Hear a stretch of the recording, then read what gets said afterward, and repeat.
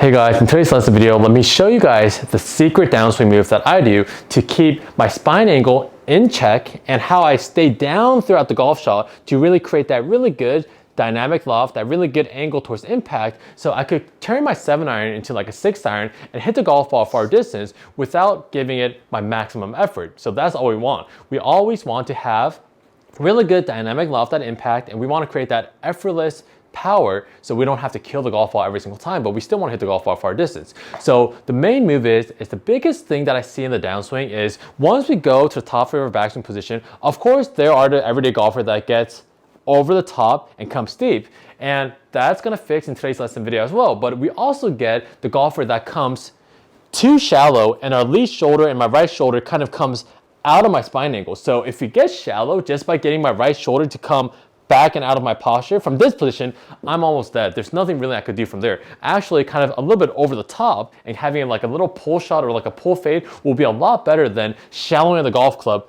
too much. So all my subscribers that I asked about, can you please make a video of getting too shallow, too much from the inside? This video is for you guys. So what you guys want to realize is that we want to keep our spine angle and we want the golf club to come directly down how it went up. So if the golf club goes up in this fashion, we want the golf club to come feel-wise. Of course, there's weight of the club head, so relative to how we went up, it's always going to kind of come down in a more of a shallow angle, but feel-wise, we want to go up and come down just directly how we came down from the side view. And a really good drill to feel that is that once you go to the top of your backswing, what we're going to do is grab the golf club with its blade-handed grip, your left hand, just like normal, and with your right palm, place your right palm right where the shaft starts, not where the grip is, right where the shaft starts. Now from this position, go to the top of your backswing.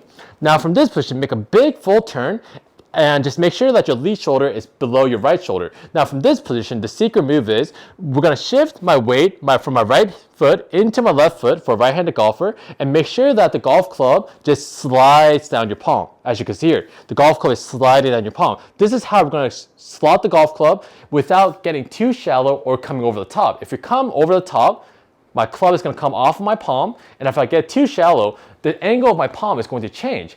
And if you get too shallow, what you guys have to realize is that the money move is, of course, slotting the golf club while we're shifting our weight into the downswing seems like the money move, but the money move is actually in our shoulder tilt.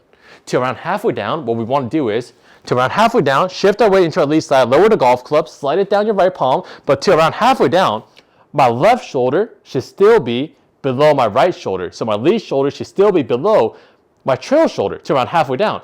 Golfers to get over the top gets here, and golfers to get too shallow, the right shoulder works below their lead shoulder from the start. That's a death penalty. That's nothing we want to, we can never do anything good from that position. So the money move is top of your backswing, shift your weight from your right foot into your left foot, right foot into your left foot, and let the golf club slide down your right palm, as you can see here, and get into the hitting zone, get into the slot. From the side view, what you guys have to focus on is when you shift your weight into your lead side, make sure that your right hip stays behind your left hip while you're doing that process.